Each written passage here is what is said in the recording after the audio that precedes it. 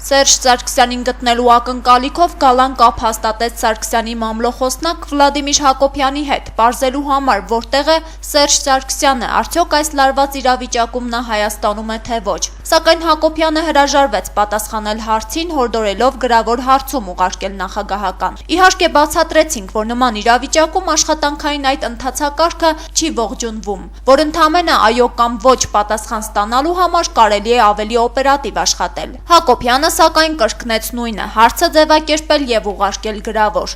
Տեղեկատվության հարցում ենք պատրաստել, որն ուղարկում ենք Բաղրամյան 26, որոնում ենք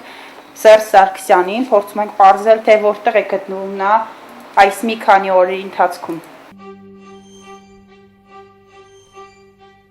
Իմ ուզածը միայն հետևյալն էր, թե պատասխանեք հետևյալ հարցին, որտեղ է գտնվում փաստացի երկրի նախագահի աթոռը զբաղեցրած Սերժ Սարգսյանը։ Վլադիմիր Հակոբյանը չուներ այս հարցի պատասխանը եւ զավեշտն այն է, որ մի քանի օր շարունակ երկրում աննախադեպ իրադարձություններ են տեղ ունենում, երբ կարելի ասել բազմաթիվ միջազգային լրատվամիջոցների ուշադրության կենտրոնում է հայտնվել փոքրիկ Հայաստանը, որտեղ լրջագույն զարգացումներ են տեղի ունենում, սակայն հայ հասարակությունը փնտրում է ու չի կարողանում գտնել Սերժ Սարգսյանին եւ իշխանությունները ըստ էության որևէ հստակ տեսակետ, որևէ հայտարարություն չեն արել առ այսօր։ Զինված խումբը պահանջում է նաև Սերժ Սարգսյանի հրաժարականը, հետևաբար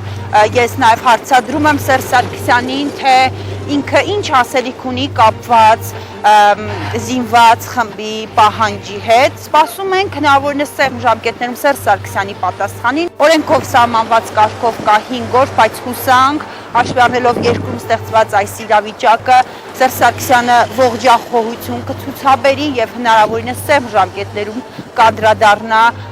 տեսակետ կհայտնի երկրում ստեղծված իրավիճակի վերաբերյալ։ Շատերը նաև պնդում են, որ հանգուցալուծումը խնդրի գտնվում է մեկ մարդու ձեռքում եւ այդ մեկ մարդը Սերժ Սարգսյանն է։